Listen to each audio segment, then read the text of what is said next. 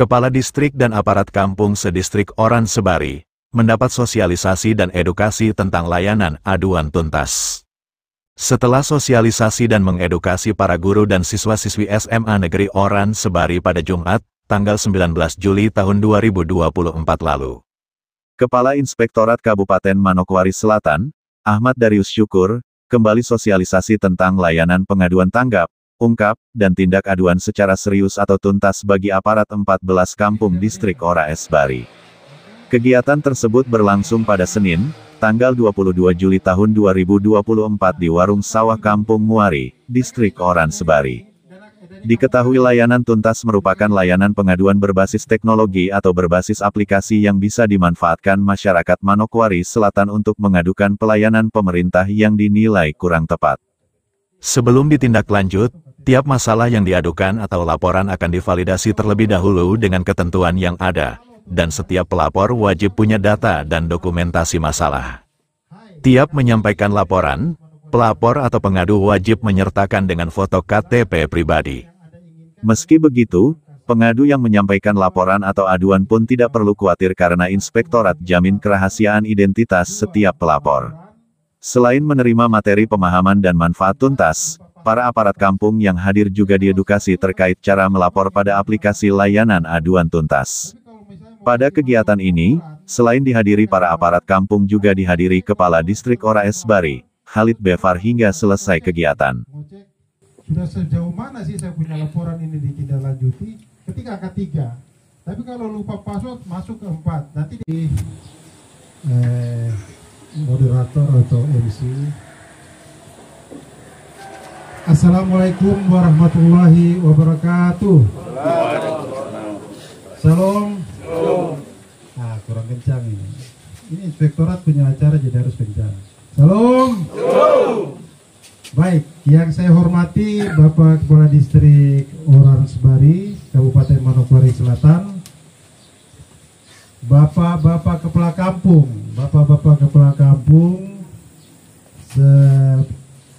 Distrik Oransebari, Bapak-bapak kepala kampung sedistrik Oransebari, staf kepala kampung, dalam hal ini sekretaris dan aparat-aparat kampung yang saya hormati.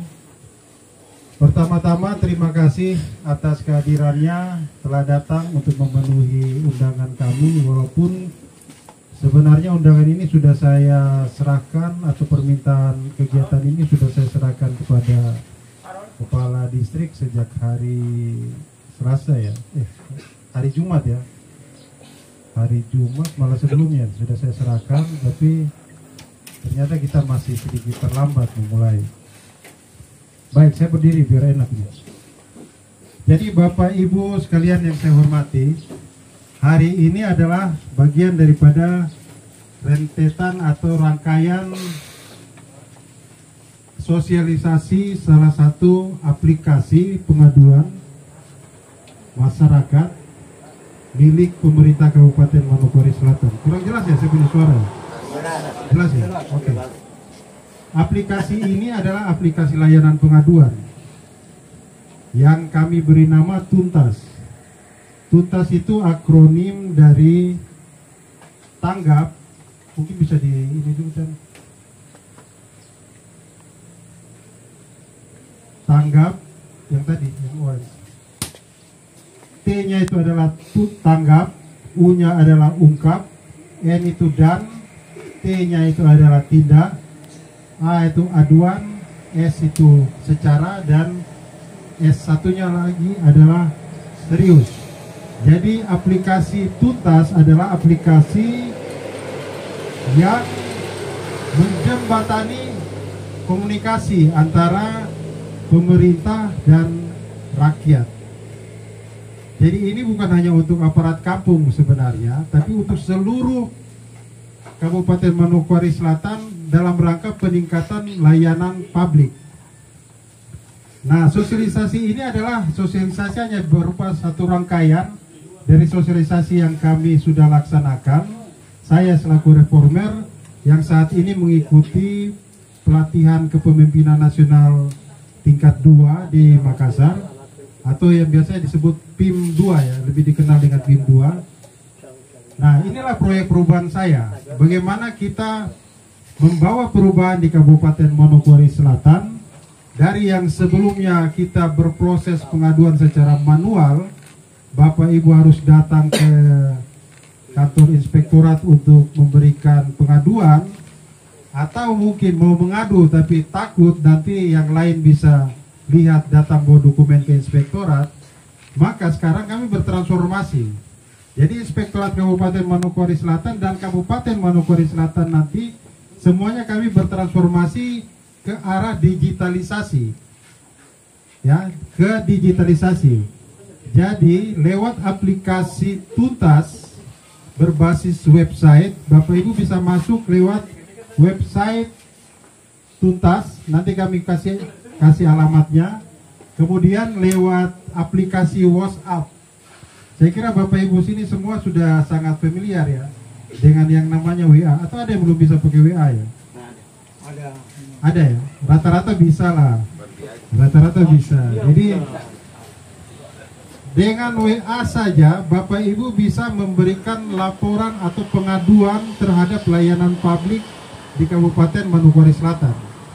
Jadi bukan hanya mengadu kepala kampung atau mengadu misalnya aparat kampung, tapi Bapak Ibu pada saat misalnya melakukan satu perjalanan ke distrik Ransiki, terus kemudian ada jalan yang longsor, atau kemudian ada jalan yang berlubang, itu juga bisa dilaporkan. Atau mungkin pada saat datang ke Puskesmas Oransebari, ternyata sudah datang dokternya tidak ada, itu juga bisa dilaporkan. Nah, atau mungkin pada saat datang ke kantor distrik, ternyata pelayanan kantor distrik itu petugasnya tidak ada. Udah jam 11 siang, jam 10 siang, tapi belum ada sama sekali petugasnya. Atau mungkin Pak Distrik tidak pernah masuk kantor. Itu bisa dilaporkan. Jadi di fitur-fitur kami ada beberapa jenis pengaduan.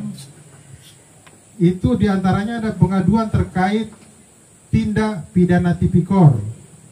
Ya, indikasi tindak pidana tipikor. Satu-satu ya saya jelaskan ya. Kenapa harus indikasi tindak pidana tipikor ini perlu ada di dalam layanan pengaduan kami? Karena supaya pengaduan dari masyarakat itu tidak muncul di media sosial, tidak muncul ke aparat penegak hukum, dalam artian di sini adalah kejaksaan dan kepolisian. Tapi pengaduan itu masuk lewat jalur yang resmi ke layanan pengaduan tuntas yang merupakan layanan resmi pemerintah Kabupaten Manokwari Selatan. Bapak Ibu bisa masuk lewat website, Bapak Ibu bisa masuk lewat WA, bisa masuk di situ. Nah, tapi tidak hanya pelaporan, hanya semua pelaporan ini tidak bisa seenaknya masukkan, karena nanti secara sistem nanti kita akan demo. Secara sistem dia akan minta KTP. Setelah minta KTP baru bisa masuk. Tapi kalau KTP-nya bukan KTP Manokwari Selatan, nanti akan diverifikasi oleh sistem dan oleh staf di inspektorat. Diverifikasi. Setelah diverifikasi ternyata bukan penduduk Manokwari Selatan, maka sistem akan menolak. Karena nanti dia akan terintegrasi dengan Disduk Capil untuk melihat NIK ya, NIK itu apakah ini penduduk Manokwari Selatan atau bukan, satu. Nah, setelah sudah bisa masuk, di situ nanti fitur-fiturnya banyak. Itu bisa melaporkan tipikor, tapi tidak bisa Bapak Ibu melaporkan hanya narasi saja. Harus didukung, karena di situ nanti ada kolom narasinya, Pak. Ada kolom narasi, silakan. Misalnya diminta masukkan judul. Nah, judulnya itu misalnya indikasi tindak pidana korupsi pada Kampung Margomulyo misalnya, oleh Kepala Kampung Margomulyo Saudari A, misalnya gitu. Nah, kemudian diisilah di situ semua narasi-narasi pelaporannya. Jadi dilaporkan kronologisnya semua secara tertulis. Jadi Bapak Ibu main ketik saja nih, ketik. Setelah diketik semua masuk, diminta masukkan foto. Ya, jadi foto dokumentasi, bukti-bukti dokumentasi.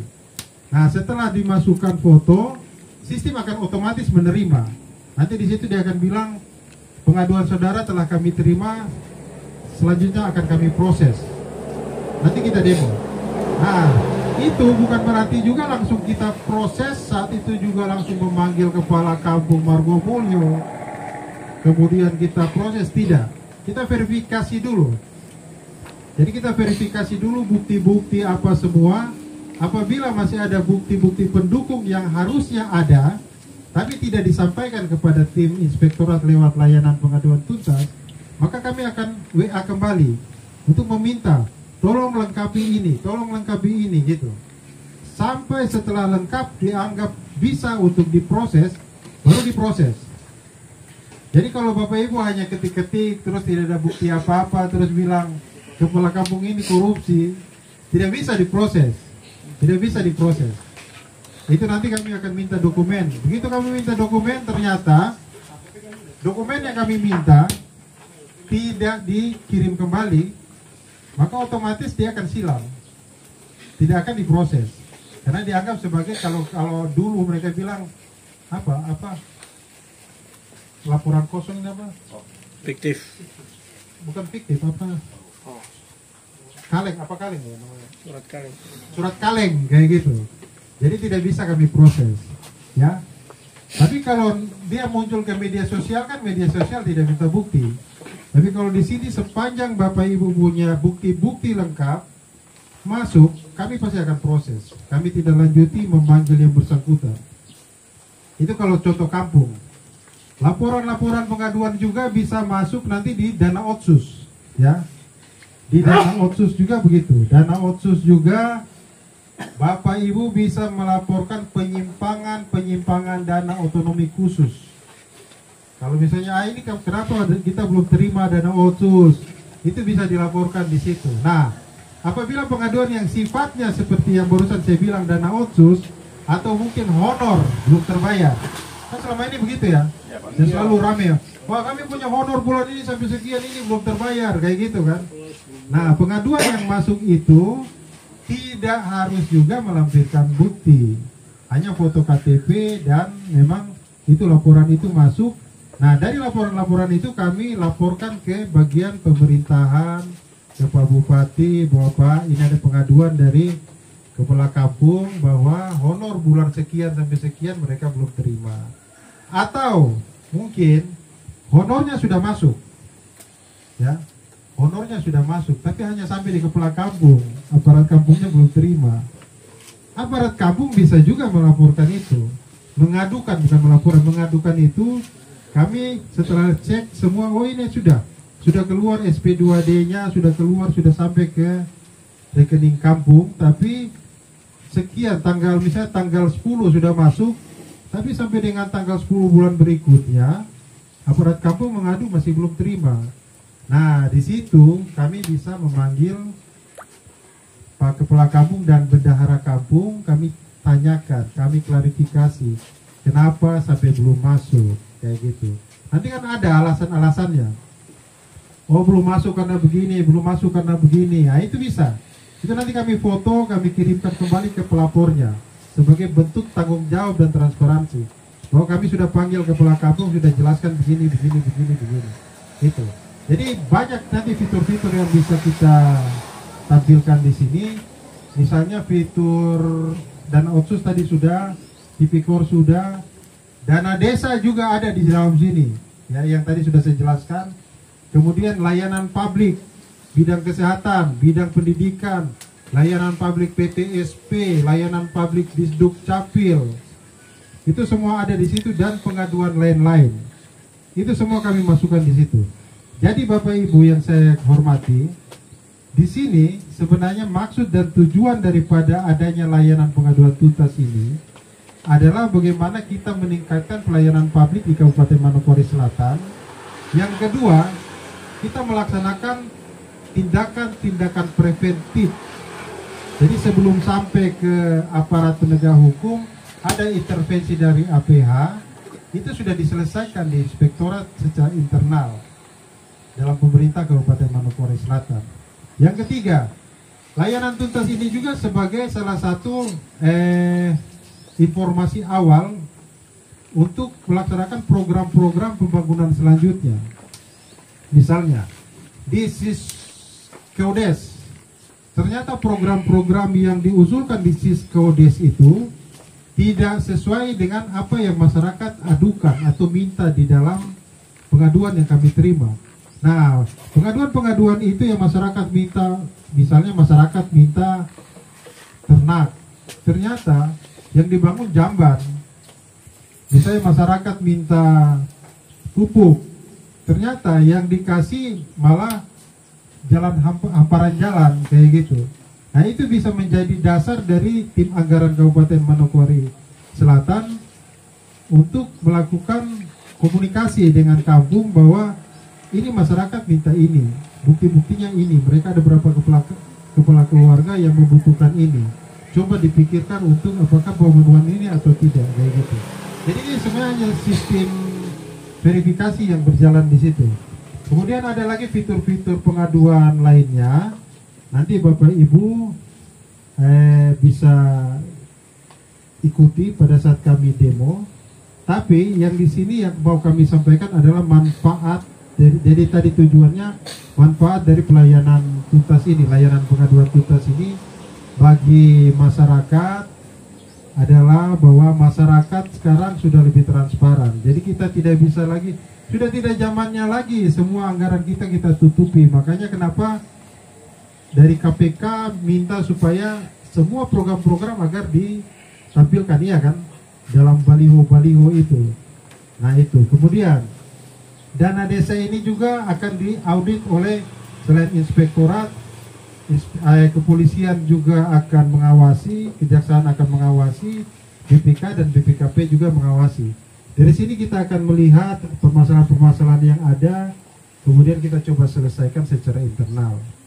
Nah, jadi Bapak dan Ibu sekalian, kami berharap agar transparansi dalam pengelolaan kampung terkait dengan dana kampung, baik itu ADD atau DD, itu agar lebih transparan dan akuntabel, bisa dipertanggungjawabkan.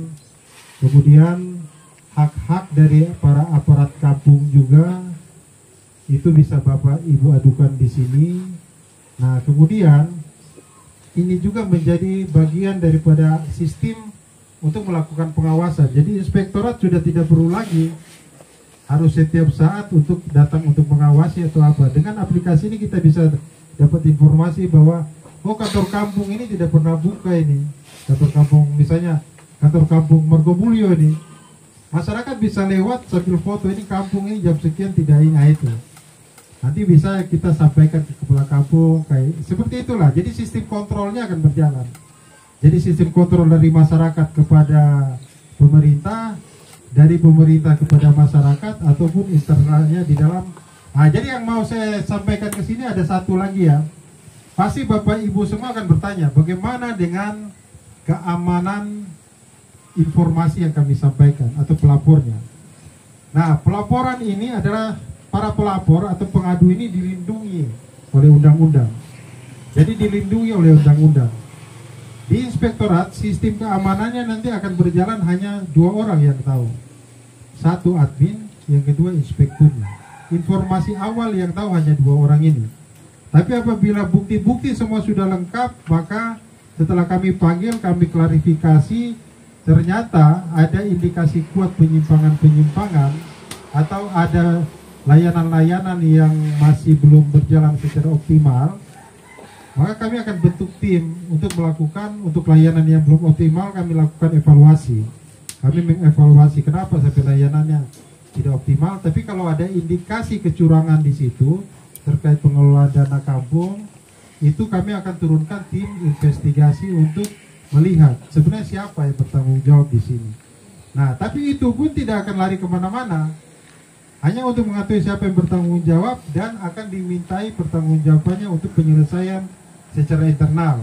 Nah, kalau proses itu sudah berjalan di inspektorat sebenarnya, di internal Kabupaten Manokwari Selatan sebenarnya, maka pada saat misalnya informasi itu ternyata lolos sampai di aparat penegak hukum akan kembali bertanya ke inspektorat.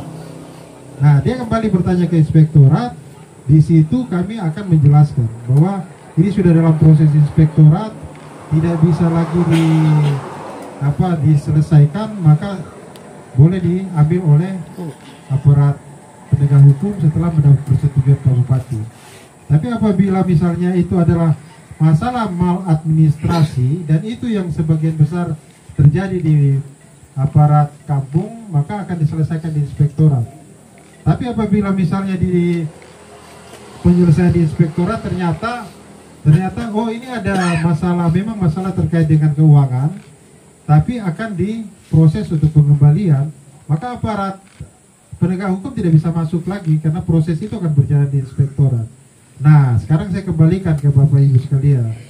Apakah masalahnya mau kita selesaikan secara internal di dalam rumah tangga kita di Kabupaten Manokwari Selatan, ataukah Bapak Ibu tidak mau kerjasama dengan inspektorat, memberikan masukan, memberikan penjelasan, dan akhirnya justru APH yang masuk ke kita? Tentu pastikan Bapak Ibu akan berpikir lebih baik selesai di internal kita. Tapi saya percaya di pemerintahan kampung distrik Oransbari ini semua sampai saat ini masih berjalan normal. Ada memang beberapa informasi-informasi yang sampai ke inspektorat, tapi itu masih berupa informasi ringan. Orang bilang kabar-kabar angin saja, masuk begini, masuk begitu. Tapi begitu kita bilang, sudah Bapak bikin aja surat resmi, bukti-buktinya Bapak silakan disampaikan ke kami. Aduh, itu yang tidak ada, katanya. Oh, kalau gitu kami tidak bisa proses, kayak gitu. Tapi bisa jadi informasi ringannya misalnya masuk. Saya dari tadi contohkan Margo Mulyo, sekarang saya pindah Margo Rukun itu. Misalnya informasi masuk.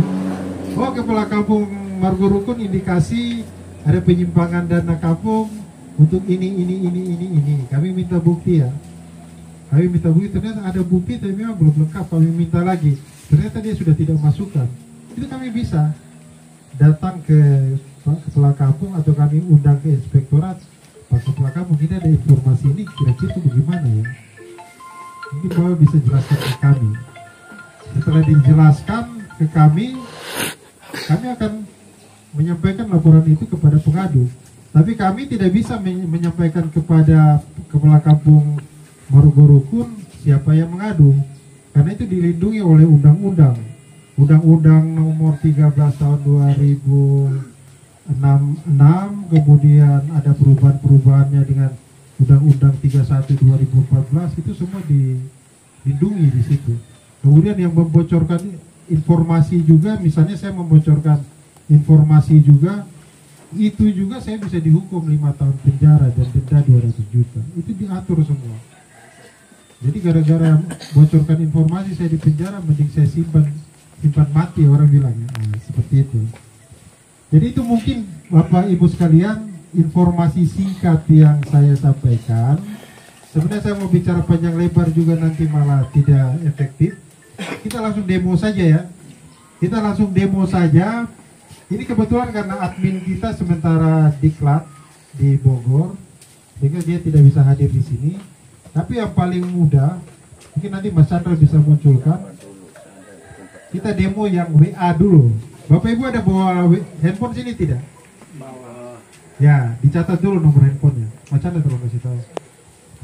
Sebentar ya. Iya, ada rapat, ada pertemuan selesai. Saat di nomor supply-nya tuntas 0821 89 29 58. 1, 2, 3. Kendali perubahan dalam genggaman Anda. Sekali lagi, kendali perubahan dalam genggaman Anda. Terima kasih atensi yang luar biasa dari ibu-ibu kepala sekolah dan adik-adik.